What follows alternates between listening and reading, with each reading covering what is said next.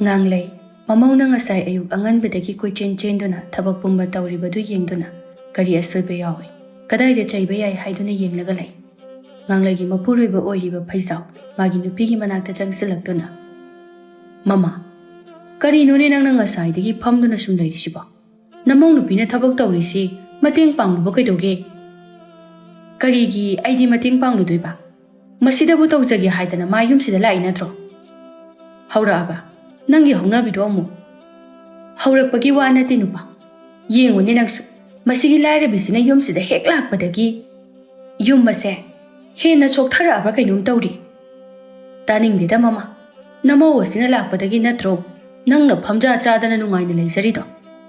Nacha nupa asina thabak chatpada. Hana nongta chakni thi nungaina chaduna chakhiba yawbro. Imau se lakpadagi natro. Haujik icha nupa asina thabak matam chana chatpa ngamlibase. As, aina di icha nupa si chak nungbuda bizadaba dawna. Nati, namau sigi michangda tungang sibu karigino haiba nupa. Aidi imau se nungsijakre.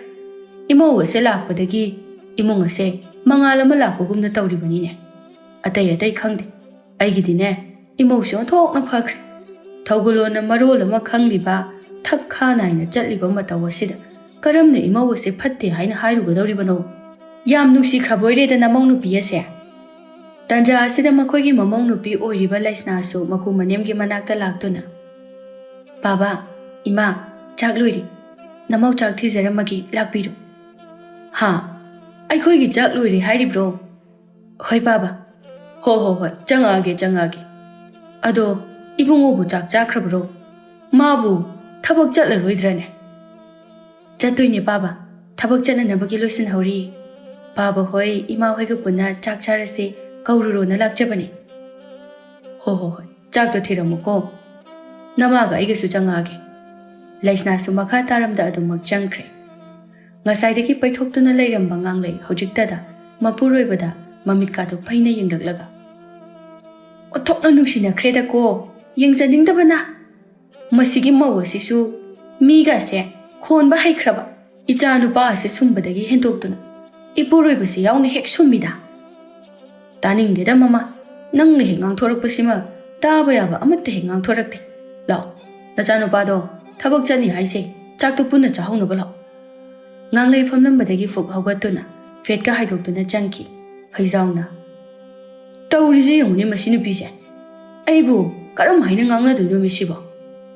Nungthilgi matamni imungi thaba ingkhang loisinba loiraduna laisna magi kada ngai hak pothage khana changlami. Somda nganglay laikai koiduna makhoigi mau masal miwa ngangnari. Mau amana. Mombiya, nangdi nasu phangdabanina nungaijaragamganida. Kadaidagi noda iche. Aina isu nupiga pamjade ko. Maudo, aina macha pokpagi namada mapamna matam khara lairuro haidana chathankre. Wai ama sangi aidi ma laitabase onthokna nungaikre. Hoida, nachanupa su nathantani. Maduda nasunupa hana phangjaraklabadi hek phagadaba. Ho adune aina khalambasu. Adu oidredana hojikti. Mau aduna nganglayda mu onsilai. Iche nganglay, nangi na mau anawbidudi kamdawge. Nganglay sugatuna. As kadaidagi noda magi mawong matawga khangjadeda. Kainu, yum amatada lairaga khangde hairisibu iche. Ho yengsilude masakto hek ubagane khoidawse hekta sawgali. Haima, namong nupidudi masak phana phajadaine kaigi sawningino iche. Masak phajaba adunane chatnaba yabro idine imau nupi ina khunba ama pamjabani. Adubu iraibaga sida tamlamdredana. Mombi kwa matab ama saina hairai. Hoine nganglay, nangi namaudo lairabiniko. Adusu pattat khai lairaba amagi imungdagi. Adubu laminari dubu dangbu haibu hainabro. As, aduni aina ngasaidagi hairibasi. Adubune, yumaduda aigi michang laitabasida. Aisu tandana tumina laithoklibasini. Kainu, nachanupaduda pau pagtamtam silaka koktan thohanko. Ichanupadusune aigi mawungse khangbanina hekta thajaroi tawribani. Adagi ipuroibanasu thajaroi. Hek tantho ubadane ainani khangani. Aduna aisune kok ama ithok thoktana lairabani. ꯑꯗꯨ ꯑꯣꯏꯔꯒꯅꯦ ꯏꯆꯦ ꯑꯣꯠꯄ ꯌꯥꯕ ꯑꯣꯠꯂꯣꯗꯅ ꯃꯥꯏꯅ ꯆꯠꯆꯈꯤꯁꯅꯤ ꯃꯊꯟꯇ ꯆꯠꯆꯈ꯭ꯔꯕꯗꯤ ꯏꯆꯦꯅ ꯇꯥꯟꯊꯣꯛꯇ꯭ꯔꯦꯗꯅ ꯑꯗꯨꯕꯨꯗꯤ ꯆꯨꯝꯕ ꯑꯗꯨꯗ ꯃꯔꯝꯗꯣ ꯑꯩꯅꯅꯤ ꯈꯪꯗꯣꯏꯁꯤꯅꯤ ꯑꯩꯅ ꯇꯜꯂꯤꯁꯤ ꯏꯆꯦ ꯇꯥꯗꯒ ꯅꯥꯎꯕꯒꯒꯤꯗꯤ ꯈꯜꯂꯨꯅꯨ ꯏꯆꯦꯅ ꯇꯥꯠ ꯄꯥꯠ ꯈꯔ ꯇꯧꯕ ꯌꯥꯅꯤ ꯊꯕꯛꯇꯨꯗ ꯇꯧꯗ ꯇꯧ ꯐꯅ ꯏꯆꯦꯗ ꯍꯥꯟꯅ ꯊꯥꯖꯗ꯭ꯔꯕꯁꯨ ꯑꯗꯨꯝ ꯊꯥꯖꯔꯛꯀꯅꯤ ꯑꯩꯁꯨꯅꯦ ꯃꯈꯣꯏ ꯂꯩꯇꯕꯗ ꯑꯣꯠꯂꯤꯕꯅꯤꯅꯦ ꯑꯗꯨꯕꯨ ꯃꯁꯤꯒꯤ ꯃꯧꯁꯦ ꯃꯅꯨꯡ ꯌꯥꯝꯅ ꯀꯜꯂꯤ ꯑꯗꯨꯅꯅꯤ ꯍꯩ ꯉꯥꯡꯂꯛꯏ ꯃꯅꯨꯡ ꯀꯟꯕꯅꯒ ꯌꯥꯗꯕ ꯃꯇꯥꯡ ꯂꯥꯛꯄꯅꯤ ꯄꯪꯒꯅꯨꯅꯦ ꯊꯕꯛ ꯁꯤꯟꯕ ꯍꯩꯌꯨ ꯑꯁꯨꯝꯅ ꯃꯈꯣꯏ ꯃꯁꯦꯜ ꯑꯃꯒ ꯑꯃꯒ ꯋꯥꯔꯤ ꯄꯪꯄꯨꯇ ꯄꯨꯊꯣꯛꯇꯨꯅ ꯁꯥꯟꯅꯩ ꯃꯊꯪꯒꯤ ꯅꯨꯃꯤꯠꯅꯤ ꯅꯥꯎꯕ ꯊꯕꯛ ꯆꯠꯅꯅꯕꯒꯤ ꯂꯣꯏꯁꯤꯟꯅ ꯃꯥꯒꯤ ꯅꯨꯄꯤꯕꯨ ꯇꯥꯅꯅꯕ ꯍꯥꯏꯗꯨꯅ ꯊꯣꯡꯂꯣꯝꯗ ꯑꯣꯟꯊꯣꯛꯇꯨꯅ ꯀꯧꯔꯛꯏ ꯅꯨꯄꯤ ꯇꯥꯕ꯭ꯔꯣ ꯑꯝꯇ ꯆꯪꯉꯧꯅꯦ ꯅꯪꯕꯣ ꯆꯥꯛꯈꯨꯝꯗ ꯊꯕꯛ ꯏꯪꯈꯥꯡ ꯂꯣꯏꯁꯤꯜꯂꯝꯕꯗꯨ ꯃꯄꯨꯔꯣꯏꯕꯅ ꯀꯧꯔꯛꯄ ꯇꯥꯕꯗ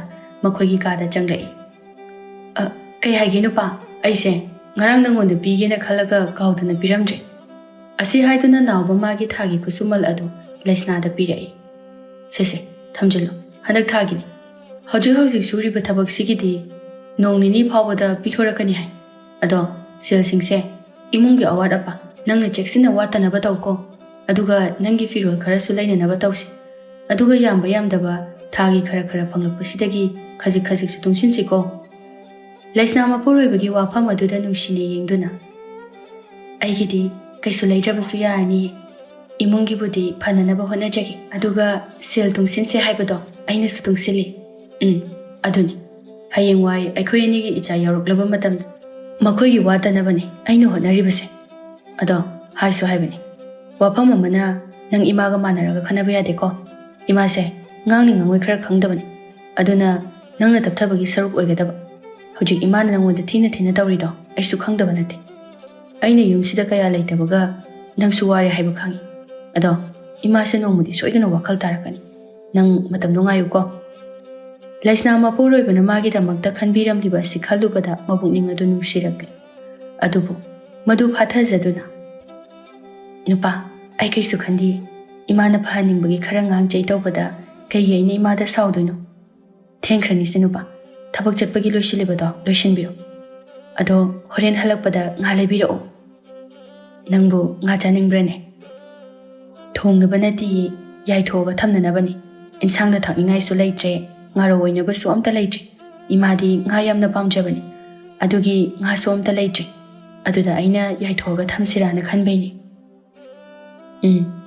ꯅꯪꯅ ꯍꯥꯏꯔꯒꯕꯨ ꯂꯩꯔꯛꯇꯦ ꯍꯥꯏꯕ꯭ꯔꯣ ꯂꯩꯔꯛꯀꯦ ꯑꯗꯣ ꯅꯪꯁꯨ ꯐꯖꯅ ꯂꯩꯔꯝꯃꯨꯀꯣ ꯑꯩꯁꯨ ꯊꯕꯛ ꯆꯠꯂꯨꯈꯤꯒꯦ ꯐꯖꯅ ꯆꯠꯊꯣꯛꯄꯤꯔꯨꯔꯣ ꯅꯨꯡꯊꯤꯜꯒꯤ ꯅꯨꯡꯁꯥ ꯌꯥꯛꯅ ꯁꯥꯔꯤꯕ ꯑꯗꯨꯗ ꯉꯥꯡꯂꯩꯒꯤ ꯌꯥꯛꯈ꯭ꯔꯕ ꯈꯣꯟꯖꯦꯜ ꯑꯗꯨꯅ ꯑꯃꯨꯛ ꯃꯃꯧꯕꯨ ꯂꯥꯛꯇꯨꯅ ꯀꯧꯔꯤ ꯃꯧ ꯍꯣ ꯃꯧ ꯃꯁꯤꯕꯨ ꯀꯗꯥꯏꯗ ꯑꯃꯨꯛ ꯂꯩꯈ꯭ꯔꯒꯦꯅꯦ ꯉꯁꯥꯏꯗꯒꯤꯅꯤ ꯀꯧꯔꯤꯕꯁꯤ ꯈꯨꯃꯛꯇꯦꯅꯦ ꯃꯁꯦ ꯍꯣ ꯃꯧ ꯇꯥꯔꯤ ꯏꯃꯥ ꯂꯩꯁꯅꯥ ꯇꯍꯥ ꯃꯄꯥꯟꯗ ꯊꯣꯛꯂꯛꯏ ꯍꯩ ꯉꯁꯥꯏꯗꯒꯤ ꯀꯗꯥꯏꯗ ꯂꯩꯔꯨꯒꯦ ꯍꯥ ꯑꯩꯅ ꯀꯧꯔꯒ ꯈꯨꯝꯂꯛꯇ꯭ꯔꯤꯕ ꯑꯗꯨ ꯅꯅꯥ ꯀꯜꯂꯤꯕ ꯍꯥꯏꯕꯗꯨꯔꯣ ꯏꯃꯥ ꯅꯠꯇꯦ ꯑꯩꯗꯣ ꯃꯅꯤꯡꯂꯣꯝꯗ ꯊꯕꯛꯈꯔ ꯂꯣꯏꯁꯤꯜꯂꯨꯕꯅꯤ ꯌꯥꯔꯦ ꯑꯋꯣꯏꯃꯛꯀꯤ ꯇꯥꯅ ꯈꯨꯝꯗ꯭ꯔꯒ ꯊꯕꯛ ꯂꯣꯏꯁꯤꯜꯂꯨꯏ ꯀꯥꯏꯅ ꯌꯥꯔꯦ ꯈꯪꯉꯤ ꯅꯪꯒꯤ ꯅꯆꯤꯟꯗꯣ ꯑꯩ ꯂꯣꯏꯅ ꯈꯪꯉꯤ ꯂꯩꯁꯅꯥ ꯃꯅꯦꯝꯅ ꯃꯥꯕꯨ ꯑꯅꯝꯕ ꯃꯇꯝꯗ ꯂꯥꯟꯅ ꯎꯕ ꯑꯁꯤ ꯅꯨꯡꯉꯥꯏꯖꯗꯦ ꯑꯗꯨꯕꯨ ꯃꯥꯅ ꯇꯞꯊꯅ ꯍꯪꯖꯔꯛꯏ ꯏꯃꯥ ꯅꯃꯧ ꯀꯩ ꯇꯧꯖꯔꯛꯑꯣ ꯍꯥꯏꯕꯅꯣ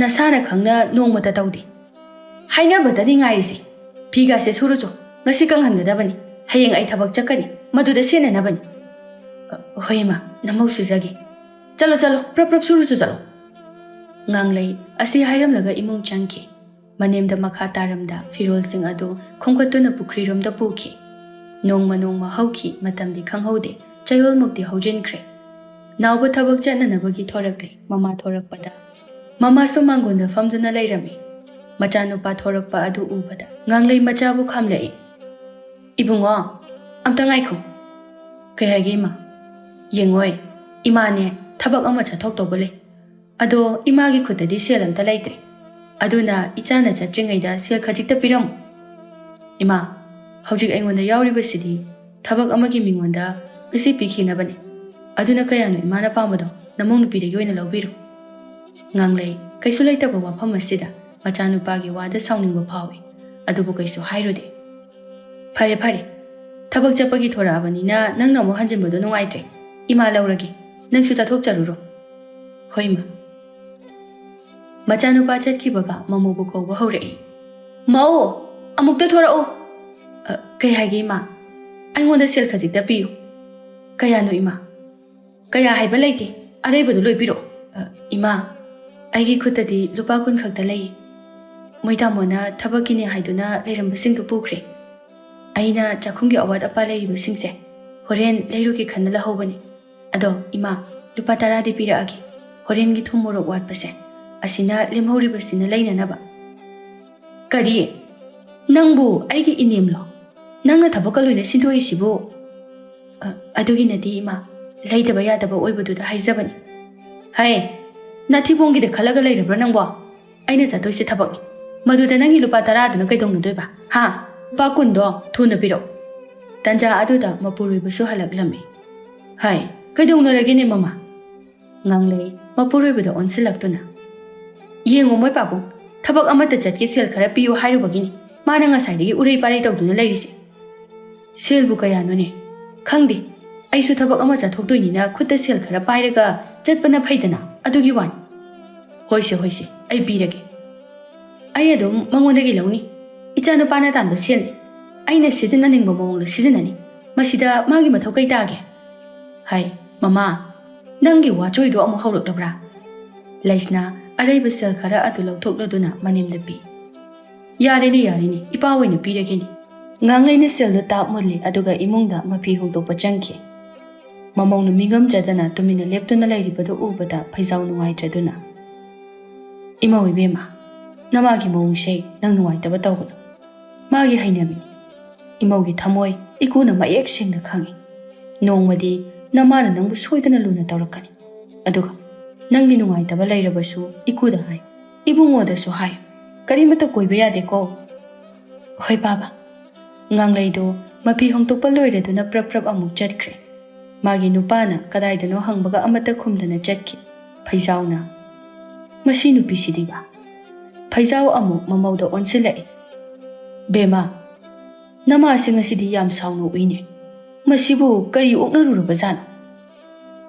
ꯕꯥꯕꯥ, ꯏꯃꯥꯅ ꯁꯦꯜ ꯄꯤꯌꯣ ꯍꯥꯏꯕ, ꯑꯗꯨꯗ ꯃꯥꯅꯁꯨ ꯊꯕꯛꯀꯤꯅꯦ ꯍꯥꯏꯅ ꯁꯦꯜ ꯄꯨꯈ꯭ꯔꯦ꯫ ꯑꯔꯩꯕꯗꯣ ꯃꯥꯅ ꯆꯥꯛꯈꯨꯝꯒꯤ ꯑꯋꯥꯠꯄ ꯌꯦꯡꯅꯧ ꯍꯥꯏꯅ ꯊꯅꯝꯕ꯫ ꯑꯗꯣ ꯍꯣꯔꯦꯟꯒꯤ ꯊꯨꯝ ꯃꯣꯔꯣꯛ ꯋꯥꯠꯄꯒꯤ ꯂꯩꯒꯦ ꯊꯅꯝꯕꯅꯤ꯫ ꯏꯃꯥꯗ ꯑꯩꯅ ꯄꯤꯔꯣꯏ ꯍꯥꯏꯕꯗꯤ ꯅꯠꯇꯦ, ꯑꯋꯥꯠꯄꯗꯨ ꯂꯩꯅꯅꯕ ꯈꯖꯤꯛꯇꯪ ꯂꯧꯍꯧꯒꯦ ꯍꯥꯏꯕꯒꯤ ꯏꯃꯥꯅ ꯁꯥꯎꯕꯅꯤ꯫ ꯈꯪꯉꯤꯗ ꯈꯪꯉꯤꯗ ꯏꯄꯥꯁꯨ, ꯏꯃꯧꯅ ꯀꯔꯤꯁꯨ ꯀꯥꯏꯔꯝꯂꯣꯏ ꯍꯥꯏ꯫ ꯐꯔꯦ ꯐꯔꯦ, ꯍꯣꯔꯦꯟꯒꯤ ꯑꯋꯥꯠ ꯑꯄꯥ ꯂꯩꯅꯅꯕꯒꯤꯅꯦ ꯏꯄꯥꯅ ꯄꯤꯔꯒꯦ꯫ ꯏꯄꯥꯗꯁꯨ ꯑꯗꯨꯝ ꯍꯥꯏꯌꯨ ꯑꯋꯥꯠ ꯑꯄꯥꯗꯣ꯫ ꯑꯗꯣ ꯑꯩꯈꯣꯏꯒꯤ ꯆꯥꯛꯇꯤ ꯂꯣꯏꯈ꯭ꯔꯕ ꯅꯠꯇ꯭ꯔꯣ? ꯀꯔꯤ ꯌꯦꯟꯁꯥꯡ ꯊꯣꯡꯒꯦ? ꯕꯥꯕꯥ, ꯀꯥꯡꯁꯣꯏ ꯑꯃꯒ ꯀꯥꯡꯍꯧ ꯑꯃꯒ ꯇꯧꯔꯦ꯫ ꯅꯃꯥꯗꯤ ꯆꯥꯈ꯭ꯔꯕ꯭ꯔꯥ? ꯆꯥꯗ꯭ꯔꯤꯌꯦ꯫ ꯍꯣꯔꯦꯟ ꯍꯜꯂꯛꯑꯒ ꯃꯥꯏꯅ ꯆꯥꯖꯔꯅꯤ꯫ ꯏꯄꯥꯒꯤ ꯆꯥꯛ ꯊꯤꯔꯝ, ꯏꯄꯥ ꯆꯥꯊꯣꯛꯅꯕ ꯇꯧꯔꯒꯦ꯫ ꯍꯣꯏ ꯕꯥꯕꯥ꯫ ꯃꯃꯧꯅ ꯆꯪꯈꯤꯕꯗꯨ ꯌꯦꯡꯗꯨꯅ ꯁꯣꯟꯖꯍꯧꯏ꯫ ꯑꯩꯒꯤ ꯏꯃꯧꯁꯦ ꯑꯣꯟꯊꯣꯛꯅ ꯐꯈ꯭ꯔꯦꯗ꯫ ꯑꯩꯒꯤ ꯅꯨꯄꯤ ꯑꯁꯤꯅ ꯀꯔꯤꯅꯣ ꯋꯥꯈꯜ ꯑꯁꯨꯛ ꯌꯥꯝꯅ ꯇꯥꯗ꯭ꯔꯤꯁꯤꯕꯣ? ꯃꯁꯤꯒꯤ ꯅꯨꯄꯤ ꯑꯁꯤ ꯀꯔꯝ ꯀꯥꯟꯗꯕꯨ ꯋꯥꯈꯜ ꯇꯥꯔꯛꯇꯅ ꯏꯃꯨꯡ ꯑꯁꯤ ꯏꯪꯅ ꯂꯩꯒꯗꯧꯔꯤꯕꯅꯣ? ꯃꯇꯝꯗꯤ ꯈꯪꯍꯧꯕ ꯅꯠꯇꯦ꯫ ꯅꯣꯡꯃꯗꯒꯤ ꯅꯤꯅꯤ, ꯅꯤꯅꯤꯗꯒꯤ ꯍꯨꯝꯅꯤ ꯑꯁꯨꯝ ꯍꯧꯈꯤꯕ꯫ ꯑꯗꯨꯕꯨ ꯉꯥꯡꯂꯩ ꯃꯥꯗꯤ ꯃꯃꯧꯕꯨ ꯁꯨꯛꯌꯥ ꯌꯥꯔꯝꯗꯦ꯫ ꯃꯃꯧꯅ ꯃꯥꯒꯤ ꯋꯥ ꯈꯨꯗꯤꯡ ꯏꯜꯂꯕꯁꯨ ꯑꯃ ꯅꯠꯇ꯭ꯔꯒ ꯑꯃ ꯍꯦꯛꯇ ꯃꯔꯩ ꯊꯤꯗꯨꯅ ꯆꯩꯕꯤ꯫ ꯑꯌꯨꯛꯀꯤ ꯃꯇꯝꯗꯅꯤ ꯃꯀꯨ ꯏꯕꯨꯡꯉꯣ ꯑꯃꯗꯤ ꯃꯄꯨꯔꯣꯏꯕ ꯑꯅꯤꯗꯤ ꯊꯕꯛ ꯑꯃ ꯉꯟꯅ ꯆꯠꯀꯅꯤ ꯍꯥꯏꯗꯨꯅ ꯄꯨꯟꯅ ꯆꯥꯛ ꯆꯥꯗꯨꯅ ꯆꯠꯈ꯭ꯔꯦ꯫ ꯉꯥꯡꯂꯩꯁꯨ ꯆꯥꯛ ꯆꯥꯅꯅꯕ ꯍꯥꯏꯗꯨꯅ ꯆꯪꯂꯛꯏ꯫ ꯂꯩꯁꯅꯥ ꯃꯅꯦꯝꯒꯤ ꯆꯥꯛ ꯊꯤꯗꯨꯅ ꯊꯥꯡꯖꯤꯜꯂꯛꯏ꯫ ꯉꯥꯡꯂꯩ ꯄꯨꯊꯣꯔꯛꯂꯤꯕ ꯏꯟꯁꯥꯡ ꯑꯗꯨ ꯎꯕꯗ ꯁꯥꯎꯅ, ꯍꯩ, ꯀꯔꯤ ꯏꯟꯖꯥꯡꯅꯣ ꯁꯤꯕꯣ? ꯍꯥ, ꯅꯠꯇꯦ, ꯁꯤꯕꯨ ꯀꯅꯥꯅ ꯆꯥꯕꯤꯅꯤ ꯍꯥꯏꯗꯅ ꯊꯣꯡꯂꯤꯕꯅꯣ? ꯏꯃꯥ, ꯕꯥꯕꯥꯅ ꯑꯆꯝꯕ ꯆꯥꯅꯤꯡꯉꯦ ꯍꯥꯏꯕꯗꯨꯗ ꯆꯝꯊꯣꯡ ꯑꯣꯏꯅ ꯊꯣꯡꯕꯅꯤ꯫ ꯅꯄꯥꯅ ꯆꯥꯅꯤꯡꯗꯕꯁꯨ ꯑꯩꯗꯤ ꯆꯥꯅꯤꯡꯗꯦ꯫ ꯑꯩꯒꯤꯗꯤ ꯑꯗꯨꯃꯛ ꯊꯥꯎ ꯌꯥꯎꯕ ꯏꯟꯁꯥꯡ ꯊꯣꯡꯒꯗꯕꯅꯤ꯫ ꯑꯩꯗꯤꯅꯦ ꯑꯆꯝ ꯃꯔꯥꯛꯁꯦ ꯀꯌꯥ ꯍꯩꯅꯗꯦ꯫ ꯍꯣꯏ ꯏꯃꯥ, ꯑꯩ ꯍꯣꯔꯦꯟꯗꯒꯤ ꯊꯣꯡꯖꯔꯒꯦ꯫ ꯍꯧꯖꯤꯛꯅ ꯀꯔꯤꯒꯤ ꯆꯥꯎ ꯍꯥꯏꯕꯅꯣ ꯍꯥ? ꯉꯔꯥꯡ ꯅꯄꯥꯕꯨꯡꯅ ꯂꯩꯔꯛꯈꯤꯕ ꯉꯥꯗꯣ ꯈꯔ ꯇꯥꯎꯔꯒ ꯊꯝꯈꯤꯗꯥꯏ, ꯑꯗꯨ ꯑꯝꯇꯅꯦ ꯊꯥꯎꯗ ꯁꯥꯍꯜꯂꯛꯎ꯫ ꯍꯣꯏ ꯏꯃꯥ, ꯑꯩ ꯁꯥꯍꯟꯖꯔꯛꯀꯦ꯫ ꯑꯩꯅ ꯍꯥꯏꯔꯤꯁꯤꯅꯤꯀꯣ, ꯃꯊꯪꯗꯒꯤꯗꯤ ꯑꯩꯒꯤ ꯇꯣꯉꯥꯟꯅ ꯊꯣꯡꯒꯗꯕꯅꯤ꯫ ꯂꯥꯏꯔꯕꯒꯤ ꯏꯟꯁꯥꯡ ꯃꯥꯟꯕꯁꯦ ꯑꯩꯗꯤ ꯆꯥꯅꯤꯡꯗꯦ꯫ ꯅꯌꯨꯝꯗ ꯑꯍꯥꯎꯕ ꯆꯥꯔꯛꯇ꯭ꯔꯕꯅꯤꯅ ꯀꯔꯤꯅ ꯍꯥꯎꯔꯤ ꯀꯔꯤ ꯊꯣꯡꯒꯅꯤ ꯈꯪꯗ꯭ꯔꯦꯅꯦ ꯅꯪ꯫ Manemna nganglibadu tai adubu mahak khumlude. Madugi mahutta manemgi ngadu sahalaga hapirai. Nganglaisu ngangna adumak jari. Nongmadi nauba adu thabak chathoklamde adubu nganglaidi magi hongnabi isaw adu tawri. Mauni haidana ama leirise uthokna suninkhidreda ko nate masana khangna thabak tawde hainaba asukamna naibasibu karino haibanida.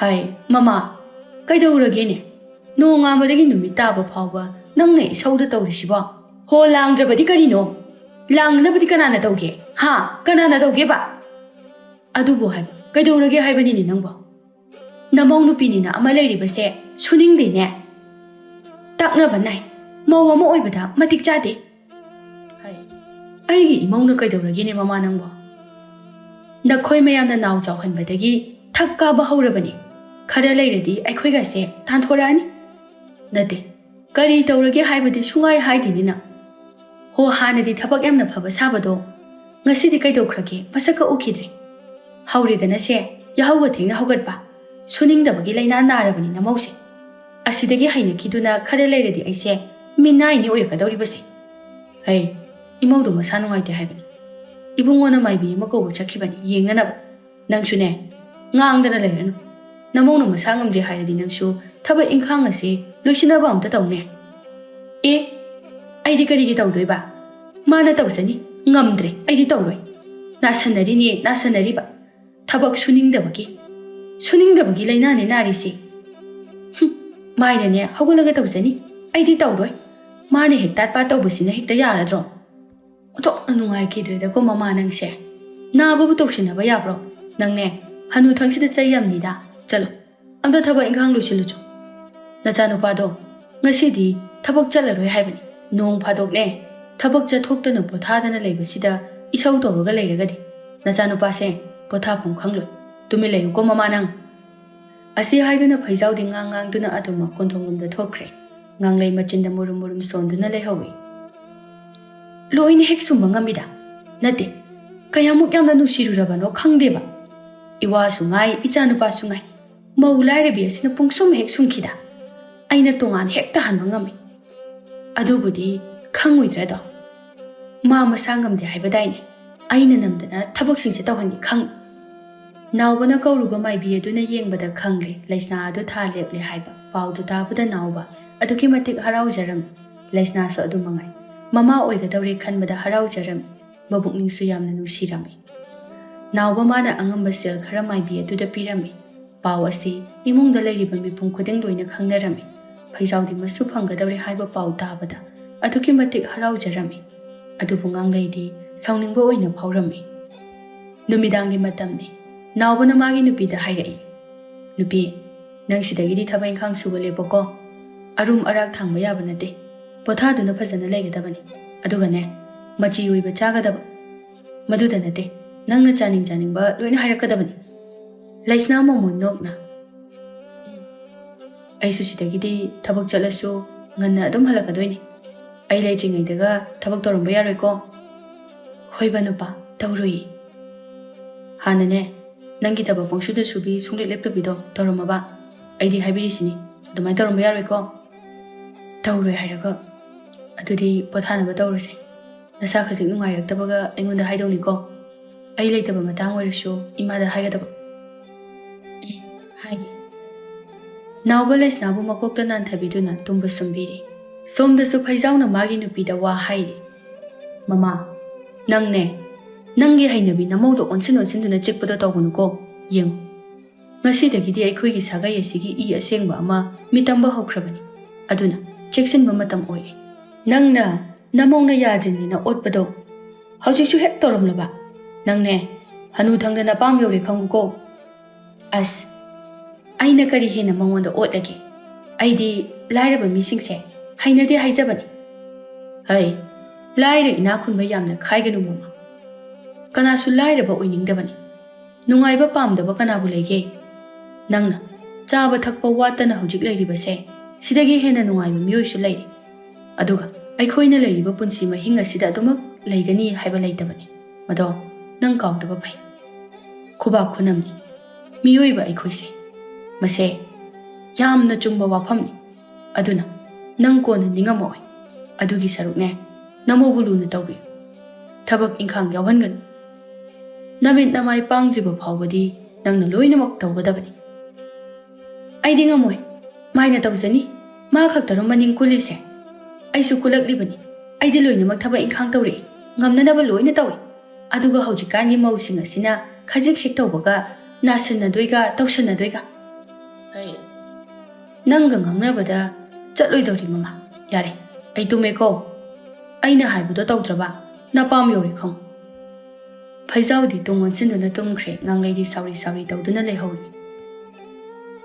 ꯉꯥꯡꯂꯩ ꯃꯄꯨꯔꯣꯏꯕꯕꯨ ꯀꯤꯕꯅ ꯊꯕꯛ ꯈꯔꯗꯤ ꯃꯥꯅ ꯇꯧꯔꯝꯃꯤ ꯂꯩꯁꯅꯥꯁꯨ ꯃꯥꯅ ꯄꯥꯡꯕ ꯌꯥꯕ ꯃꯇꯦꯡ ꯑꯗꯨꯃꯛ ꯄꯥꯡꯁꯤꯜꯂꯤ ꯅꯣꯡꯃ ꯏꯈꯪ ꯈꯪꯍꯧꯗꯅ ꯅꯥꯎꯕ ꯃꯊ꯭ꯋꯥꯏ ꯌꯥꯝꯅ ꯅꯨꯡꯉꯥꯏꯇꯅ ꯍꯜꯂꯛꯂꯝꯃꯤ ꯐꯩꯖꯥꯎ ꯃꯆꯥꯅꯨꯄꯥꯒꯤ ꯏꯃꯛ ꯃꯛꯁꯤꯟꯕ ꯃꯥꯏꯊꯣꯡ ꯑꯗꯨ ꯎꯕꯗ ꯀꯔꯤ ꯇꯧꯔꯕꯒꯦ ꯈꯟꯅ ꯍꯪꯂꯛꯏ ꯏꯕꯨꯡꯉꯣ ꯏꯆꯥꯕꯨ ꯀꯩꯗꯧꯔꯒꯦ ꯅꯁꯥ ꯅꯨꯡꯉꯥꯏꯇ꯭ꯔꯕꯣ ꯅꯥꯎꯕ ꯃꯄꯥꯒꯤ ꯃꯅꯥꯛꯇ ꯊꯥꯔꯤꯕ ꯐꯤꯗꯥ ꯑꯗꯨꯗ ꯐꯝꯊꯗꯨꯅ ꯌꯥꯝꯅ ꯃꯊ꯭ꯋꯥꯏ ꯋꯥꯅ ꯍꯥꯏꯖꯔꯛꯏ ꯕꯥꯕꯥ ꯑꯩꯅ ꯊꯕꯛ ꯁꯨꯔꯤꯕ ꯃꯐꯝ ꯑꯗꯣ ꯃꯤꯒꯤ ꯑꯣꯏꯔ ꯃꯥꯜꯂꯦ ꯃꯄꯨ ꯁꯥꯕ ꯃꯤꯅ ꯃꯥꯒꯤꯅꯤ ꯍꯥꯏꯖꯤꯜꯂꯒ ꯑꯩꯈꯣꯏꯗ ꯊꯕꯛ ꯇꯧꯍꯟꯕ ꯑꯣꯏꯔꯝꯂꯦ ꯉꯁꯥꯏ ꯃꯄꯨ ꯑꯁꯦꯡꯕꯗꯣ ꯂꯥꯛꯏ ꯑꯗꯨꯒ ꯊꯕꯛꯁꯦ ꯂꯦꯞꯅꯅꯕ ꯍꯥꯏꯔꯛꯏ ꯃꯅꯨꯡꯗ ꯀꯔꯤ ꯋꯥ ꯂꯩꯕꯅꯣ ꯍꯥꯏꯕꯗꯨꯗꯤ ꯑꯩꯈꯣꯏꯁꯨ ꯐꯖꯅ ꯈꯪꯗ꯭ꯔꯤ ꯑꯗꯨꯕꯨ ꯊꯕꯛꯀꯤ ꯁꯦꯜꯗꯨꯗꯤ ꯐꯪꯉꯔꯣꯏ ꯍꯧꯕꯁꯨ ꯀꯨꯏꯗ꯭ꯔꯤ ꯌꯥꯅꯈꯤꯕꯒꯤ ꯃꯇꯨꯡ ꯏꯟꯅ ꯊꯕꯛ ꯃꯄꯨꯡ ꯐꯥꯗ꯭ꯔꯤꯕ ꯐꯥꯎꯕ ꯍꯥꯏꯅꯈꯤꯕꯅꯤꯅ ꯃꯈꯣꯏꯅ ꯀꯔꯤꯒꯨꯝꯕ ꯊꯕꯛ ꯑꯃꯨꯛ ꯍꯧꯔꯣ ꯍꯥꯏꯔꯛꯇ꯭ꯔꯕꯗꯤ ꯌꯥꯔꯔꯣꯏ ꯐꯩꯖꯥꯎꯁꯨ ꯅꯨꯡꯉꯥꯏꯇꯦ ꯃꯆꯥꯅꯨꯄꯥꯒꯤ ꯋꯥꯁꯦ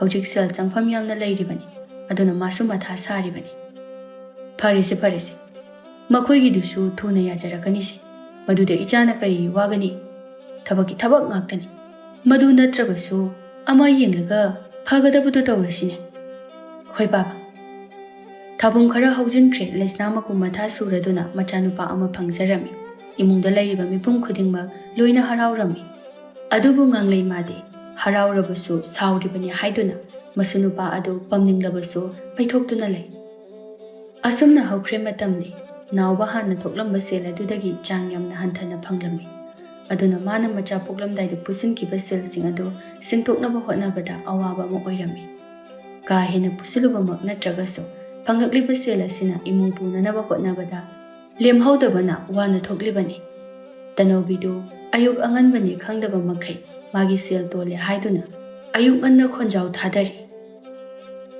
ꯌꯨꯝꯁꯤꯕꯨ ꯀꯅꯥꯝꯇ ꯂꯩꯇ꯭ꯔꯣ ꯌꯨꯝ ꯑꯁꯤꯗ ꯂꯩꯕ ꯃꯤ ꯈꯨꯗꯤꯡꯃꯛ ꯂꯣꯏꯅ ꯊꯣꯛꯂꯛꯑꯣ ꯁꯦꯜ ꯄꯨꯔꯒ ꯁꯤꯡꯅꯤ ꯈꯪꯗꯕꯁꯤꯡꯗꯣ ꯃꯤꯒꯤ ꯁꯦꯜ ꯄꯨꯔꯗꯤ ꯁꯤꯡꯒꯗꯕꯅꯤ ꯍꯥꯏꯕꯗꯣ ꯑꯃꯨꯛꯇ ꯈꯪꯍꯟꯒꯦ ꯅꯥꯎꯕ ꯃꯅꯤꯡꯂꯣꯝꯗ ꯏꯔꯨꯖꯗꯨꯅ ꯂꯩꯔꯝꯕꯅꯤ ꯑꯗꯨꯝꯅ ꯍꯧꯅ ꯋꯥ ꯉꯥꯡꯂꯤꯕꯗꯨ ꯇꯥꯕꯗ ꯃꯥꯁꯨ ꯁꯨꯃꯥꯡꯂꯣꯝꯗ ꯂꯥꯛꯏ ꯏꯃꯨꯡꯗ ꯂꯩꯔꯤꯕ ꯃꯤ ꯈꯨꯗꯤꯡꯃꯛ ꯊꯣꯔꯛꯂꯝꯃꯤ ꯑꯗꯨꯕꯨ ꯂꯩꯁꯅꯥꯗꯤ ꯑꯉꯥꯡ ꯑꯗꯨ ꯀꯞꯂꯛꯄꯅ ꯊꯣꯔꯛꯂꯝꯗꯦ ꯇꯅꯧꯕꯤ ꯅꯥꯎꯕ ꯎꯕꯗ ꯍꯦ ꯅꯥꯎꯕ ꯅꯪꯅ ꯁꯦꯜ ꯄꯨꯈ꯭ꯔꯒ ꯁꯤꯡꯅꯤ ꯍꯥꯏꯕ ꯈꯪꯗ꯭ꯔꯤꯕꯁꯤꯕꯨ ꯀꯔꯤꯒꯤꯅꯣ ꯍꯥ ꯅꯠꯇꯦ ꯊꯥ ꯀꯌꯥ ꯁꯨꯔꯒꯦ ꯅꯆꯥ ꯑꯁꯤ ꯄꯣꯛꯈꯤꯕ ꯅꯆꯥ ꯑꯁꯤ ꯆꯥꯎꯔꯀꯥꯟꯗ ꯁꯤꯡꯒꯦ ꯍꯥꯏꯔꯤꯕ꯭ꯔꯕ ꯅꯪ ꯏꯅꯦ ꯑꯗꯨꯒꯤ ꯋꯥꯐꯝ ꯅꯠꯇꯦ ꯑꯩꯗꯣ ꯍꯟꯗꯛꯁꯦ ꯈꯔ ꯅꯥꯇꯩ ꯆꯥꯗꯕꯒꯤ ꯇꯧꯖꯕꯅꯤ ꯀꯔꯤꯒꯤ ꯅꯥꯇꯩ ꯆꯥꯗꯕꯅꯣ ꯂꯧꯔꯝꯗꯥꯏꯗ ꯀꯔꯤ ꯍꯥꯏꯔꯒ ꯂꯧꯈꯤꯒꯦ ꯀꯥꯎꯔꯕ꯭ꯔꯣ ꯑꯩꯁꯨ ꯉꯥꯏꯕ ꯌꯥꯕꯗꯤ ꯉꯥꯏꯔꯦꯗꯅ ꯏꯅꯦ ꯑꯩ ꯊꯨꯅ ꯁꯤꯡꯊꯣꯛꯅꯕ ꯇꯧꯖꯔꯛꯂꯒꯦ ꯍꯟꯗꯛ ꯊꯥ ꯈꯔꯁꯦ ꯁꯦꯜ ꯈꯔ ꯆꯤꯟꯕꯒꯤ ꯇꯧꯖꯕꯅꯤ ꯑꯩ ꯏꯅꯦꯒꯤ ꯁꯦꯟꯗꯣꯏꯗꯤ ꯁꯣꯏꯗꯅꯕ ꯑꯗꯨꯃꯛ ꯍꯨꯟꯖꯔꯤꯕꯗꯨꯅꯤ ꯍꯩ ꯁꯦꯟꯗꯣꯏꯒ ꯄꯥꯝꯖꯗꯦ ꯑꯩꯁꯦ ꯑꯊꯨꯕ ꯊꯕꯛꯀꯤꯅꯤ ꯅꯪꯒꯤꯁꯨ ꯑꯊꯨꯕꯒꯤꯅꯤ ꯈꯟꯗꯅ ꯄꯤꯈꯤꯕꯅꯤ ꯍꯧꯖꯤꯛ ꯏꯁꯥꯒꯤ ꯁꯤꯖꯤꯟꯅꯒꯗꯕ ꯐꯥꯎꯕ ꯁꯤꯖꯤꯟꯅꯗꯅ ꯂꯩꯔꯤ ꯑꯗꯨꯅ ꯍꯟꯗꯛꯀꯤ ꯊꯥ ꯑꯁꯤꯗ ꯂꯣꯏꯅ ꯄꯤꯈꯠꯂꯛꯀꯗꯕꯅꯤ ꯍꯩ ꯌꯥꯔꯦ ꯑꯩꯁꯨꯅꯦ ꯅꯪꯉꯣꯟꯗ ꯂꯧꯔꯝꯗꯥꯏꯗ ꯍꯥꯟꯅ ꯍꯥꯏꯈꯤꯕꯗꯨꯅꯤ ꯑꯗꯨꯅ ꯑꯩꯁꯨ ꯌꯥꯗ꯭ꯔꯦ ꯌꯥꯔꯦ ꯑꯩ ꯆꯠꯂꯦ ꯍꯟꯗꯛꯅꯦ ꯃꯇꯝ ꯁꯣꯏꯍꯟꯕ ꯌꯥꯔꯣꯏ ꯃꯥꯒꯤ ꯊꯣꯛꯄ ꯄꯉꯥꯡꯗ ꯉꯥꯡꯂꯒ ꯊꯣꯛꯈꯤ ꯍꯧꯖꯤꯛꯇꯗ ꯇꯨꯃꯤꯟ ꯂꯩꯔꯝꯕ ꯉꯥꯡꯂꯩ ꯑꯗꯨ ꯃꯆꯥꯅꯨꯄꯥꯗ ꯁꯥꯎꯅ ꯍꯥꯏꯔꯛꯏ ꯏꯕꯨꯡꯉꯣ ꯌꯨꯝꯁꯤꯗ ꯃꯤꯅ ꯂꯥꯛꯂꯒ ꯑꯁꯨꯝꯅ ꯉꯥꯡꯍꯟꯕꯁꯤꯕꯨ ꯍꯧꯅꯔꯤꯕ꯭ꯔꯣ ꯍꯩ ꯌꯥꯔꯦ ꯃꯃꯥ ꯃꯤꯅ ꯇꯥꯔꯒ ꯐꯖꯗꯦ ꯇꯞꯅ ꯏꯃꯨꯡꯗ ꯋꯥꯔꯤ ꯁꯥꯁꯤ ꯀꯔꯤꯒꯤ ꯇꯞꯅ ꯁꯥꯟꯅꯕꯅꯣ ꯍꯧꯖꯤꯛꯇ ꯅꯠꯇ꯭ꯔꯣ ꯂꯥꯎ ꯈꯣꯡꯗꯅ ꯉꯥꯡꯂꯝꯂꯤꯕꯗꯣ ꯑꯗꯨꯒ ꯑꯩꯅ ꯑꯃꯨꯛ ꯃꯁꯤꯗꯩꯁꯤꯗ ꯇꯞꯅ ꯑꯃꯨꯛ ꯍꯥꯏꯈꯣ ꯍꯥꯏꯔꯤꯕ꯭ꯔꯣ ꯍꯩ ꯀꯔꯤꯅꯣ ꯍꯥꯏꯕꯗꯨ ꯇꯞꯅ ꯏꯪꯅ ꯈꯟꯅꯁꯤ ꯍꯥꯏꯕꯒꯤꯅꯤꯅꯦ ꯅꯪꯅ ꯍꯧꯅ ꯉꯥꯡꯂꯤꯕꯁꯤꯕꯨ ꯀꯔꯤꯒꯤꯅꯣ ꯃꯄꯨꯔꯣꯏꯕꯅ ꯉꯥꯡꯂꯤꯕꯗꯨ ꯇꯥꯕꯤꯕ ꯅꯠꯇꯦ ꯃꯆꯥꯅꯨꯄꯥꯗ ꯍꯥꯏꯔꯛꯏ ꯏꯃꯥꯒꯤ ꯏꯕꯨꯡꯉꯣ Ichase pungmang hek mangidako hana asumna tawramba nate hawjikna mingondagi sel puduna sel singba ngamdrabanine ko ima ai dum singi hey singbadudi araibani mina sumaina hekta nganghanbase aidi yar mama yare aina tumina lairo haisidane tumina lairo na karino moi pabungna aina wangangli khudingi sum thatpiribasiba mina yumsida laglaga asumna hekta ngangamlibase taaduna sum laiba ngamlibra ba moi babungbo hey mado matangna matamna oirakpanine mina wa mathak thangna ngangbase matang matam leibra ba moi babung mama ai wa haige munna ta ichana sel puri base puningdana puru banate athuba thabak sigi damaktane aduga aikhoina watta padre haiduna adumak aikhoise nungaiduna legadaba nate miyoibagi mapok ase khuba khunamni hainari badu aduna bu punsigi khumhai sanari bani nungaiba amana adumak nungaiba waba amana adumak waba hairagadi awaba singse masa mathantana loina sikhirodro aina haise nangsu wakhal taw mama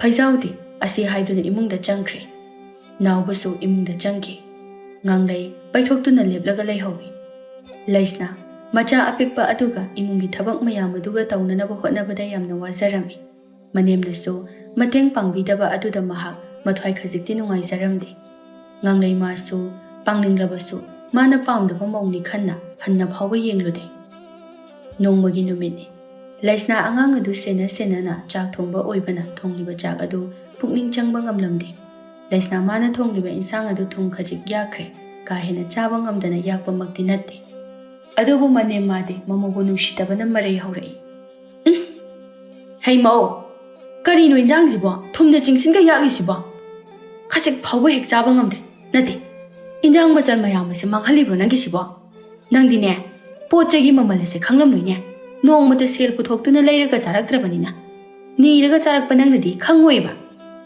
laisna no thaduna tumin leptuna lei nganglei sauna chawo nangloina chaw chadanaba tawramlabanina charui nangna thanda chaw asi haiduna pukham aduda makhud adu hekta hamjeli aduga sahum naina chakhum adudagi thokki manemgi matawda mathamoi adu yamna kaizarami masida sunnatana machanupada phawba hanna yengsinbidaba asida nungaisaramde numidangi matamni nawba magi nupida hairai nupi nangbu hanakdi nasado isok soksina oida aina thabaknina sum chathoktuna leibasida nangbu kupna senaba sungamdri nate nasaga nungaitrabro aingonda sengna hai kaisu tawdi nupa nangi phibamse isok soksile nang chaba thakpu chang naidabra natraga awaba thabak subra aina imungi thabakti imada taholo hai nangna amu loina tawriro hayuni tawdi imana anamba tawi aidi khaji angamba mateng pangbani hayengdine aina maiba makawrugi nasase am soksile adunane amukta yengthohansi yani da yengdrabaso angang pokpa kuijibagi tawrini adum kuiraklaga pharakani hey yengthokpanadi phaidana phana oidunasu isa kannanaba hidak ama semhalaga chaba yaidana yani se ai sangamdradi dum hairake hojikidine kaisu tawdi aduna kuiraroise ado tumnanaba tawbiro angangsu tumthakibada ngai aduna angang tumlingai sida ngaihak tumhaunaba ho phajana tumu nangsune ichase senabada tumba watlabani laisna amadi nawba makhoi anisu tumthakre nawba magi hana suramba thabak aduga manaba thabak ama phangjarami maduda mahaksu thabak adu tawragi khalami yamnasu haraujarami numit kharanigi matungni nawba sel khajik thokpa hauраklami hana thogliba adudagi khara henbana hana waramliba chang adudagi di khara phagali nongma laisna adu masangamdraduna potharaga magi kadale angang pokluba kuijibagi pothaduna leigadaba matam asida awaba thabak ngakta sujinba aduda masa aduna tay ama chadre mana ka manungda hiptuna leiringaida nganglei jangsilaktuna hey hojupu tumba matamlo thuna hawgalu aigi amot pi si samta sudula nangbu amot akai kai de kari leiri haina yenglaga sudokpa yadabro ima ai si isa khara nungai thina tawbani ai hayeng soidana suragi kari hojik sudaba yaroi thuna hawgalu tat pat adumna aingonda chanaroi ima ꯅꯃꯧꯁꯤ ꯀꯣꯛꯁꯨ ꯌꯥꯝ ꯉꯥꯎꯏ ꯑꯗꯨꯅ ꯍꯥꯏꯖꯕꯅꯤ ꯅꯪ ꯍꯧꯒꯠꯀꯦ ꯍꯥꯏꯕ꯭ꯔꯥ ꯍꯧꯒꯠꯂꯣꯏ ꯍꯥꯏꯕ꯭ꯔꯥ ꯍꯥ ꯂꯩꯁꯅꯥ ꯃꯅꯦꯝꯕꯨ ꯀꯤꯕꯅ ꯃꯁꯥ ꯉꯝꯗ꯭ꯔꯤꯕ ꯑꯗꯨ ꯉꯝꯗ꯭ꯔꯕꯁꯨ ꯁꯨꯗꯣꯛꯂꯨꯔꯒꯦ ꯈꯟꯅ ꯍꯧꯒꯠꯂꯛꯏ ꯉꯥꯡꯂꯩꯅ ꯍꯩ ꯁꯤꯗ ꯂꯩꯔꯦ ꯁꯠ ꯁꯠ ꯁꯨꯔꯨꯆꯣ ꯁꯦꯡꯅ ꯁꯨꯒꯗꯕꯅꯤ ꯍꯦꯛ ꯁꯨꯔꯝꯗ꯭ꯔꯕ ꯍꯟꯖꯤꯟꯅ ꯑꯃꯨꯛ ꯁꯨꯍꯟꯒꯗꯕꯅꯤ ꯏꯃꯥ ꯑꯉꯥꯡꯁꯦ ꯉꯥꯏꯍꯥꯛꯇ ꯌꯦꯡꯕꯤꯔꯝꯃꯨ ꯇꯨꯝꯊꯈꯤꯕꯗ ꯉꯥꯏꯔꯤꯕꯅꯤ ꯃꯥ ꯁꯨꯃꯥꯏꯅ ꯇꯨꯝꯖꯅꯤ ꯅꯪꯁꯨ ꯅꯪꯒꯤ ꯊꯕꯛꯇꯣ ꯇꯧꯔꯁꯨ ꯆꯠꯂꯣ ꯂꯩꯁꯅꯥ ꯃꯆꯥꯗ ꯑꯃꯨꯛꯇꯪ ꯌꯦꯡꯂꯝꯂꯒ ꯄꯨꯈ꯭ꯔꯤ ꯇꯝꯅ ꯆꯠꯈꯤ ꯃꯁꯛ ꯑꯁꯤꯒ ꯊꯕꯛꯅ ꯃꯔꯣꯜ ꯑꯃ ꯂꯩꯊꯣꯛꯄ ꯀꯜꯂꯤꯕ ꯃꯃꯧꯅ ꯆꯠꯈ꯭ꯔꯤꯕꯗꯨ ꯌꯦꯡꯂꯒ ꯃꯆꯤꯟꯗ ꯁꯣꯟꯗꯨꯅ ꯂꯩꯍꯧꯏ ꯂꯩꯁꯅꯥ ꯐꯤ ꯁꯨꯅ ꯁꯨꯅ ꯃꯁꯥ ꯑꯗꯨ ꯉꯝꯗꯕ ꯍꯦꯟꯃꯜꯂꯛꯄꯅ ꯐꯤꯁꯤꯡ ꯑꯗꯨ ꯊꯨꯅ ꯂꯣꯏꯁꯤꯟꯅꯕ ꯇꯧꯔꯤ ꯎꯆꯤꯟꯅꯥꯆꯤꯟꯅ ꯐꯤ ꯑꯗꯨ ꯊꯥꯗꯣꯛꯂꯗꯨꯅ ꯐꯧꯅꯅꯕ ꯍꯥꯏꯗꯨꯅ ꯂꯥꯛꯄꯗ ꯃꯀꯣꯛ ꯑꯗꯨ ꯉꯥꯎꯕ ꯍꯦꯟꯃꯟꯈꯤꯕꯅ ꯂꯩꯃꯥꯏꯗ ꯋꯥꯟꯊꯔꯛꯂꯤ ꯏꯃꯨꯡꯗꯒꯤ ꯏꯁꯧ ꯂꯥꯡꯂꯒ ꯊꯣꯔꯛꯄ ꯉꯥꯡꯕꯤ ꯑꯗꯨ ꯃꯃꯧꯅ ꯋꯥꯟꯊꯗꯨꯅ ꯂꯩꯕꯗꯨ ꯎꯕꯗ ꯄꯥꯈꯠꯅ ꯆꯦꯟꯁꯤꯜꯂꯤ ꯍꯩ ꯃꯧ ꯑꯃꯨꯛ ꯏꯁꯤꯡ ꯊꯥꯗꯨꯅ ꯌꯦꯡꯉꯤ ꯑꯗꯨꯕꯨ ꯋꯥꯈꯜ ꯇꯥꯔꯛꯇ꯭ꯔꯕ ꯑꯗꯨꯗ ꯄꯥꯈꯠꯄ ꯍꯦꯜꯂꯛꯏ ꯃꯇꯥꯡ ꯑꯗꯨꯗ ꯐꯩꯖꯥꯎꯁꯨ ꯊꯕꯛ ꯑꯃ ꯆꯠꯊꯣꯛꯂꯨꯕꯒꯤ ꯍꯜꯂꯛꯄ ꯃꯇꯥꯡꯅꯤ ꯑꯣꯏꯔꯝꯂꯤꯕ ꯃꯇꯧ ꯑꯗꯨ ꯎꯕꯗ ꯄꯥꯈꯠꯅ ꯆꯦꯟꯁꯤꯜꯂꯛꯏ ꯍꯩ ꯃꯃꯥ ꯏꯃꯧꯁꯤ ꯀꯩꯗꯧꯔꯦ ꯈꯪꯗꯤ ꯑꯩꯅ ꯏꯃꯨꯡꯗꯒꯤ ꯊꯣꯔꯛꯄꯗ ꯋꯥꯟꯊꯔꯛꯏꯅꯤ ꯑꯁ ꯁꯨꯃꯥꯏꯅ ꯂꯩꯊꯣꯛꯄ ꯌꯥꯗꯦ ꯑꯩ ꯑꯃꯥꯏꯕ ꯑꯝꯇ ꯀꯧꯔꯨꯒꯦ ꯅꯪꯅꯦ ꯏꯃꯧꯁꯤ ꯉꯥꯏꯍꯥꯛ ꯁꯦꯟꯅꯔꯝꯃꯨ ꯀꯨꯏꯔꯛꯑꯣꯏ ꯊꯨꯅ ꯂꯥꯛꯀꯦ ꯀꯨꯏꯍꯧꯗꯦ ꯐꯩꯖꯥꯎꯅ ꯃꯥꯏꯕ ꯀꯧꯔꯨꯗꯨꯅ ꯄ꯭ꯔꯞ ꯑꯃꯨꯛ ꯂꯥꯛꯂꯤ ꯃꯈꯣꯏ ꯃꯌꯥꯝ ꯆꯪꯅ ꯂꯩꯁꯅꯥꯕꯨ ꯏꯃꯨꯡꯗ ꯄꯨꯁꯤꯜꯂꯛꯏ ꯑꯗꯨꯒ ꯑꯃꯥꯏꯕ ꯑꯗꯨꯗ ꯌꯦꯡꯍꯜꯂꯤ ꯑꯃꯥꯏꯕ ꯑꯗꯨꯅ ꯌꯦꯡꯂꯕ ꯃꯇꯨꯡꯗ ꯍꯥꯏꯔꯛꯏ ꯐꯩꯖꯥꯎ ꯅꯪꯒꯤ ꯅꯃꯧꯁꯤ ꯀꯩꯁꯨ ꯇꯧꯔꯣꯏꯗ ꯃꯁꯥꯁꯦ ꯄꯣꯊꯥꯗꯕꯒꯤ ꯇꯧꯔꯤꯕꯅꯤ ꯀꯔꯤꯁꯨ ꯇꯧꯔꯔꯣꯏ ꯍꯧꯖꯤꯛꯄꯨꯗꯤ ꯀꯩꯁꯨ ꯋꯥꯅꯤꯡꯉꯥꯏ ꯑꯣꯏꯗ꯭ꯔꯦ ꯑꯗꯨꯕꯨꯅꯦ ꯐꯖꯅꯗꯤ ꯄꯣꯊꯥꯍꯜꯂꯨ ꯆꯥꯕ ꯊꯛꯄꯁꯨ ꯆꯥꯡ naidaba ꯃꯥꯜꯂꯤ ꯃꯤꯁꯦ ꯇꯨꯝꯕ ꯆꯥꯕ ꯆꯥꯡ naid꯭ꯔꯒꯗꯤ ꯑꯅꯥꯕ ꯑꯣꯜꯂꯤ ꯍꯥꯏꯕꯁꯤ ꯅꯈꯣꯏꯁꯨ ꯈꯪꯂꯤꯕ ꯅꯠꯇ꯭ꯔꯅꯦ ꯐꯩꯖꯥꯎ ꯃꯥꯒꯤ ꯅꯨꯄꯤꯗ ꯁꯥꯎꯅ ꯌꯦꯡꯉꯤ ꯃꯥꯒꯤ ꯅꯨꯄꯤꯅ ꯊꯣꯛꯍꯟꯕꯅꯤ ꯍꯥꯏꯕ ꯃꯥꯁꯨ ꯈꯪꯉꯤ ꯑꯗꯨꯕꯨ ꯃꯤ ꯂꯩꯕꯅꯤꯅ ꯋꯥꯗꯤ ꯉꯥꯡꯂꯨꯗ꯭ꯔꯦ ꯑꯃꯥꯏꯕ ꯑꯗꯨꯅ ꯃꯈꯥ ꯇꯥꯔꯛꯏ ꯑꯗꯨꯅꯅꯦ ꯇꯨꯝꯕ ꯆꯥꯕ ꯆꯥꯡ naihꯜꯂꯨ ꯀꯩꯁꯨ ꯇꯧꯔꯣꯏꯗ ꯍꯣꯏ ꯗꯥꯗꯥ ꯐꯔꯦ ꯑꯗꯨꯗꯤ ꯑꯩ ꯑꯃꯨꯛ ꯌꯧꯈꯤꯅꯕ ꯇꯧꯔꯒꯦ ꯀꯔꯤꯒꯨꯝꯕ ꯉꯝꯗꯕ ꯊꯣꯛꯂꯕꯁꯨ ꯍꯦꯛꯇ ꯍꯥꯏꯔꯛꯎ ꯐꯩꯖꯥꯎꯅ ꯑꯃꯥꯏꯕ ꯑꯗꯨꯗ ꯑꯉꯝꯕ ꯁꯦꯜ ꯈꯔ ꯀꯠꯂꯝꯃꯤ ꯑꯗꯨꯕꯨ ꯃꯥꯏꯕ ꯑꯗꯨꯅ ꯂꯧ ꯍꯥꯏꯕ ꯌꯥꯔꯝꯗꯦ ꯐꯩꯖꯥꯎ ꯑꯃꯥꯏꯕ ꯑꯗꯨꯕꯨ ꯊꯤꯟꯗꯣꯛꯂꯨꯔꯒ ꯆꯪꯂꯛꯂꯝꯃꯤ ꯑꯗꯨꯒ ꯃꯥꯒꯤ ꯅꯨꯄꯤꯗ ꯁꯥꯎꯅ ꯍꯥꯏꯔꯛꯏ ꯃꯃꯥ ꯃꯁꯤ ꯄꯨꯝꯕ ꯅꯪꯅ ꯊꯣꯛꯍꯜꯂꯤꯕ ꯅꯠꯇ꯭ꯔꯥ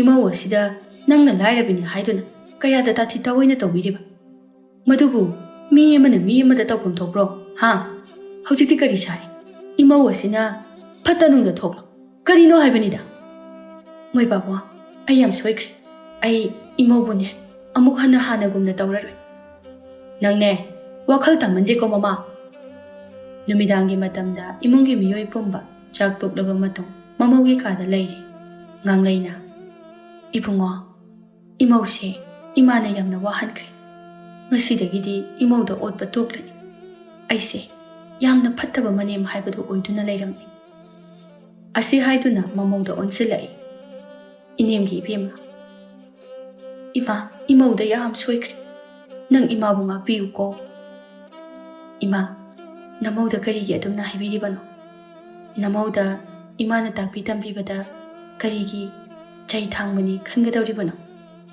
ꯅꯃꯧꯒꯤꯁꯨ ꯅꯨꯡꯉꯥꯏꯇꯕ ꯂꯩꯇꯦ ꯅꯥꯎꯕꯁꯨ ꯃꯃꯥꯅ ꯎꯠꯂꯛꯂꯤꯕ ꯃꯑꯣꯡ ꯑꯁꯤꯗ ꯃꯊꯃꯣꯏ ꯄꯦꯟꯖꯔꯝꯃꯤ ꯁꯨꯃꯥꯏꯅ ꯍꯥꯟꯅ ꯋꯥꯈꯜ ꯇꯥꯔꯗꯤ ꯀꯔꯤꯒꯤ ꯋꯥꯔꯨꯗꯣꯏꯅꯣꯅꯦ ꯃꯃꯥ ꯍꯣ ꯑꯩꯅꯦ ꯍꯥꯟꯅꯗꯒꯤ ꯋꯥꯈꯜ ꯑꯗꯨꯝ ꯇꯥꯖꯩ ꯀꯥꯟꯅꯗꯦꯁꯤ ꯏꯁꯨ ꯅꯨꯄꯥꯁꯦ ꯑꯃꯨꯛꯇ ꯄꯥꯝꯒꯦ ꯑꯁꯤ ꯍꯥꯏꯗꯨꯅ ꯃꯥꯁꯨ ꯃꯁꯨ ꯅꯨꯄꯥ ꯑꯗꯨ ꯄꯥꯝꯃꯤ ꯐꯩꯖꯥꯎꯅ ꯃꯃꯥ ꯇꯨꯝꯃꯤꯕ ꯏꯁꯨꯗꯣ ꯅꯪꯅ ꯑꯃꯨꯛ ꯅꯝꯗꯅ ꯍꯧꯗꯣꯛꯇꯧꯔꯕ꯭ꯔꯅꯦꯍꯦ ꯑꯃꯨꯛ ꯏꯃꯧ ꯑꯁꯦ ꯋꯥꯍꯟꯒꯦ ꯇꯧꯔꯤꯕ꯭ꯔꯅꯦ ꯍꯣ ꯃꯕꯣꯛ ꯑꯩꯒꯅꯦ ꯇꯨꯝꯒꯗꯧꯔꯤꯕꯅꯤ ꯀꯔꯤꯒꯤ ꯃꯃꯥꯗ ꯅꯤꯡꯉꯥꯏ ꯇꯧꯍꯜꯂꯨꯅꯤ ꯌꯥꯔꯦ ꯏꯁꯨꯗꯣ ꯃꯃꯥꯒ ꯑꯗꯨꯝ ꯇꯨꯝꯖꯁꯅꯤ ꯅꯪꯁꯦ ꯍꯅꯨꯔꯦ ꯍꯥꯏꯕ ꯈꯛꯇꯅꯤ ꯈꯨꯇꯨꯝ ꯆꯥꯇꯨꯝ ꯀꯩꯅꯣꯝꯃ ꯏꯇꯧ ꯇꯧ ꯃꯗꯨꯗꯅꯦ ꯏꯁꯨꯒ ꯇꯨꯝꯍꯟꯕ ꯌꯥꯕ ꯅꯠꯇꯦꯀꯣ ꯀꯔꯤ ꯃꯣꯏ ꯄꯥꯕꯨꯡ ꯅꯪꯒꯤꯁꯦ ꯑꯩꯉꯣꯟꯗ ꯑꯇꯝꯅꯅ ꯍꯦꯛꯇ ꯈꯠꯅꯕ ꯍꯧꯕꯒꯤ ꯋꯥꯐꯝꯅꯤꯅꯦ ꯍꯧꯗꯦꯀꯣ ꯃꯃꯥ ꯑꯩꯗꯤꯅꯦ ꯑꯁꯦꯡꯕꯗꯨ ꯈꯛ ꯍꯥꯏꯖꯕꯅꯤ ꯃꯃꯥ ꯃꯄꯥ ꯑꯅꯤꯅ ꯇꯧꯔꯤꯕ ꯃꯇꯧ ꯑꯗꯨ ꯎꯕꯗ ꯃꯇꯩ ꯃꯅꯥꯎ ꯑꯅꯤꯗꯨ ꯇꯨꯃꯤꯟꯅ ꯅꯣꯛꯇꯨꯅ ꯌꯦꯡꯂꯒ ꯂꯩ